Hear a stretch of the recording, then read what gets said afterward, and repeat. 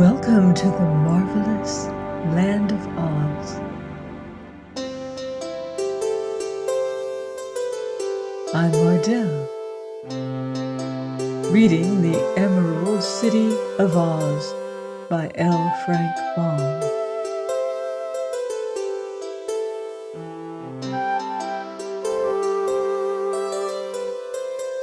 Chapter 5. How Dorothy Became a Princess. When the people of the Emerald City heard that Dorothy had returned to them, everyone was eager to see her, for the little girl was a general favorite in the land of Oz. From time to time, some of the folk from the great outside world had found their way into this fairy land, but all except one had been companions of Dorothy and had turned out to be very agreeable people. The exception I speak of was the wonderful Wizard of Oz, a sleight of hand performer from Omaha, who went up in a balloon and was carried by a current of air to the Emerald City. His queer and puzzling tricks made the people of Oz believe him a great wizard for a time, and he ruled over them until Dorothy arrived on her first visit and showed the wizard to be a mere humbug. He was a gentle, kindly-hearted little man, and Dorothy grew to like him afterward, when after an absence the wizard returned to the land of Oz. Ozma received him graciously and gave him a home in a part of the palace. In addition to the wizard, 2 other personages from the outside world had been allowed to make their home in the Emerald City. The first was a quaint, shaggy man, whom Ozma had made the governor of the royal storehouses, and the second, a yellow hen named Billina, who had a fine house in the gardens back of the palace, where she looked after a large family. Both these had been old comrades of Dorothy, so you see the little girl was quite an important personage in Oz, and the people thought she had brought them good luck and loved her next best to Ozma. During her several visits, this little girl had been the means of destroying 2 wicked witches who oppressed the people, and she had discovered a live scarecrow who was now one of the most popular personages in all the fairy country. With the scarecrow's help, she had rescued Nick Chopper, a Tin Woodman who had rusted in a lonely forest.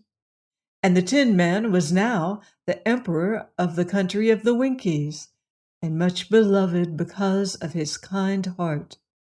No wonder the people thought Dorothy had brought them good luck. Yet, strange as it may seem, she had accomplished all these wonders, not because she was a fairy or had any magical powers whatever, but because she was a simple, sweet, and true little girl who was honest to herself and to all whom she met. In this world in which we live, simplicity and kindness are the only magic wands that work wonders. And in the land of Oz, Dorothy found these same qualities had won for her the love and admiration of the people. Indeed, the little girl had made many warm friends in the fairy country, and the only real grief the Ozites had ever experienced was when Dorothy left them and returned to her Kansas home. Now she received a joyful welcome, although no one except Ozma knew at first that she had finally come to stay for good and all. That evening Dorothy had many callers, and among them were such important people as Tick-Tock, a machine man who thought and spoke and moved by clockwork, her old companion, the genial Shaggy Man, Jack Pumpkinhead, whose body was brushwood, and whose head was a ripe pumpkin with a face carved upon it, the Cowardly Lion, and the Hungry Tiger, 2 great beasts from the forest, who served Princess Ozma, and Professor H.M. Wogglebug, T.E. This Wogglebug was a remarkable creature. He had once been a tiny little bug crawling around in a schoolroom, but he was discovered and highly magnified so that he could be seen more plainly, and while in this magnified condition, he had escaped. He had always remained big, and he dressed like a dandy and was so full of knowledge and information, which are distinct acquirements, that he had been made a professor and the head of the Royal College. Dorothy had a nice visit with these old friends, and she talked a long time with the wizard, who was little and old and withered and dried up, but as merry and active as a child. Afterward, she went to see Bellina's fast-growing family of chicks. Toto, Dorothy's little black dog, also met with a cordial reception. Toto was an especial friend of the Shaggy Man, and he knew everyone else. Being the only dog in the land of Oz, he was highly respected by the people, who believed animals entitled to every consideration if they behaved themselves properly. Dorothy had 4 lovely rooms in the palace, which were always reserved for her use and were called Dorothy's rooms. These consisted of a beautiful sitting room, a dressing room, a dainty bedchamber, and a big marble bathroom, and in these rooms were everything that heart could desire, placed there with loving thoughtfulness by Ozma for her little friend's use. The royal dressmakers had the little girl's measure, so they kept the closets in her dressing room filled with lovely dresses of every description and suitable for every occasion. No wonder Dorothy had refrained from bringing with her her old calico and gingham dresses. Here, everything that was dear to a little girl's heart was supplied in profusion, and nothing so rich and beautiful could ever have been found in the biggest department stores in America. Of course, Dorothy enjoyed all these luxuries, and the only reason she had heretofore preferred to live in Kansas was because her uncle and aunt loved her and needed her with them. Now, however, all was to be changed, and Dorothy was really more delighted to know that her dear relatives were to share in her good fortune and enjoy the delights of the land of Oz than she was to possess such luxury for herself. Next morning, at Ozma's request, Dorothy dressed herself in a pretty sky blue gown of rich silk, trimmed with real pearls. The buckles of her shoes were set with pearls too, and more of these priceless gems were on a lovely coronet, which she wore upon her forehead. "For," said her friend Ozma, "from this time forth, my dear, you must assume your rightful rank as a Princess of Oz, and being my chosen companion, you must dress in a way befitting the dignity of your position." Dorothy agreed to this, although she knew that neither gowns nor jewels could make her anything else than the simple, unaffected little girl she had always been. As soon as they had breakfasted, the girls eating together in Ozma's pretty boudoir, the ruler of Oz said, "Now, dear friend, we will use the magic belt to transport your uncle and aunt from Kansas to the Emerald City. But I think it would be fitting, in receiving such distinguished guests, for us to sit in my throne room." "Oh, they're not very distinguished, Ozma," said Dorothy. "They're just plain people, like me." "Being your friends and relatives, Princess Dorothy, they are certainly distinguished," replied the ruler with a smile. They won't hardly know what to make of all your splendid furniture and things," protested Dorothy gravely. "It may scare 'em to see your grand throne room, and perhaps we'd better go into the backyard, Ozma, where the cabbages grow and the chickens are playing, and then it would seem more natural to Uncle Henry and Aunt Em." "No, they shall first see me in my throne room," replied Ozma decidedly. And when she spoke in that tone, Dorothy knew it was not wise to oppose her, for Ozma was accustomed to having her own way.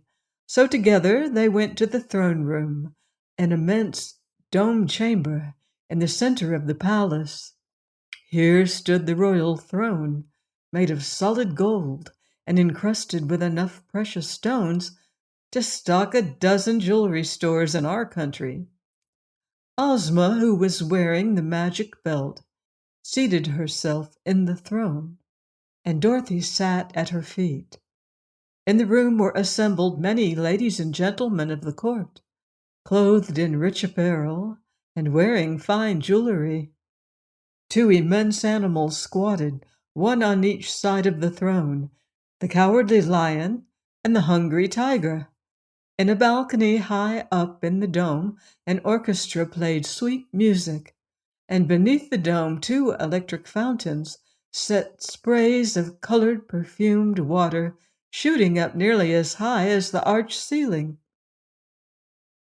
"Are you ready, Dorothy?" asked the ruler. "I am," replied Dorothy, "but I don't know whether Aunt Em and Uncle Henry are ready." "That won't matter," declared Ozma. "The old life can have very little interest to them, and the sooner they begin the new life here, the happier they will be. Here they come, my dear." As she spoke, there before the throne appeared Uncle Henry and Aunt Em, who for a moment stood motionless, glaring with white and startled faces at the scene that confronted them. If the ladies and gentlemen present had not been so polite, I'm sure they would have laughed at the two strangers. Aunt Em had her calico dress skirt tucked up, and she wore a faded blue checked apron. Her hair was rather straggly, and she had on a pair of Uncle Henry's old slippers. In one hand she held a dish towel, and in the other a cracked earthenware plate, which she had been engaged in wiping when so suddenly transported to the land of Oz. Uncle Henry, when the summons came, had been out in the barn doing chores. He wore a ragged and much soiled straw hat, a check shirt without any collar, and blue overalls tucked into the tops of his old cowhide boots. "By gum!" gasped Uncle Henry, looking around as if bewildered. "Well, I swan!" gurgled Aunt Em in a hoarse, frightened voice. Then her eyes fell upon Dorothy, and she said, "Don't that look like our little girl? Our Dorothy Henry?" "Hi there, look out, Em!" exclaimed the old man as Aunt Em advanced a step. "Take care of the wild beasts, or you're a goner." But now Dorothy sprang forward and embraced and kissed her aunt and uncle affectionately, afterward taking their hands in her own. "Don't be afraid," she said to them. "You're now in the land of Oz, where you are to live always and be comfortable and happy. You'll never have to worry over anything again, 'cause there won't be anything to worry about, and you owe it all to the kindness of my friend, Princess Ozma." Here she led them before the throne and continued, "Your Highness, this is Uncle Henry, and this is Aunt Em. They want to thank you for bringing them here from Kansas." Aunt Em tried to slick her hair, and she hid the dish towel and dish under her apron while she bowed to the lovely Ozma. Uncle Henry took off his straw hat and held it awkwardly in his hands. But the ruler of Oz rose and came from her throne to greet her newly arrived guests, and she smiled as sweetly upon them as if they had been a king and a queen. "You are very welcome here, where I have brought you, for Princess Dorothy's sake," she said graciously, "and I hope you will be quite happy in your new home." Then she turned to her courtiers, who were silently and gravely regarding the scene, and added, "I present to my people our Princess Dorothy's beloved Uncle Henry and Aunt Em, who will hereafter be subjects of our kingdom, it will please me to have you show them every kindness and honor in your power, and to join me in making them happy and contented." Hearing this, all those assembled bowed low and respectfully to the old farmer and his wife, who bobbed their own heads in return. "And now," said Ozma to them, "Dorothy will show you the rooms prepared for you. I hope you will like them, and shall expect you to join me at luncheon." So Dorothy led her relatives away, and as soon as they were out of the throne room and alone in the corridor, Aunt Em squeezed Dorothy's hand and said, "Child, child, how in the world did we ever get here so quick? And is it all real? And are we to stay here as she says? And what does it all mean, anyhow?" Dorothy laughed. "Why didn't you tell us what you were going to do?" inquired Uncle Henry reproachfully. "If I'd have known about it, I'd have put on my Sunday clothes." "I'll explain everything as soon as we get to your rooms," promised Dorothy. "You're in great luck, Uncle Henry and Aunt Em, and so am I.